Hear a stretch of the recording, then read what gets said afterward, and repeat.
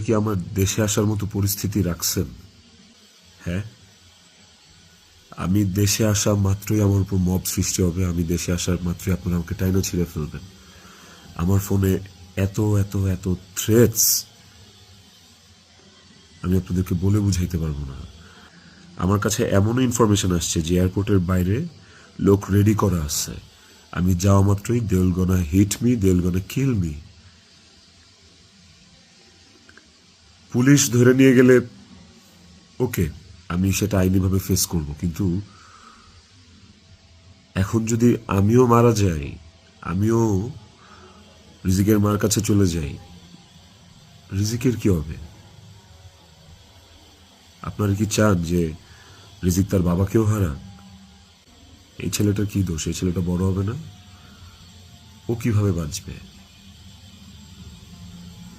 মায়ের অভাব কেউ পূরণ করতে পারে না। যে মানুষটা বাইচা আছে, বাপ, ওই বাপের অভাব কিভাবে পূরণ হবে তাইলে? মাও থাকবে না, বাপও থাকবে না? আপনারা এটা চান?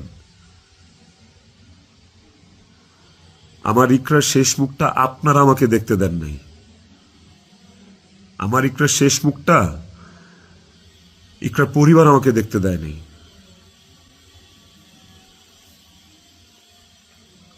16 বছর সংসার করছি। 16 বছর একটা শত্রুর সাথেও যদি কেউ এক ছাদের নিচে থাকে, সে মারা গেলে তার চেহারাটা দেখার জন্য ছটফট করে মানুষ। আর আমার বউ ছিল, আমি ভালোবাসা তার বিয়ে করছি, ওই মানুষটা মারা গেছে, তার শেষবারের মতো তার চেহারাটা আমি দেখবো না?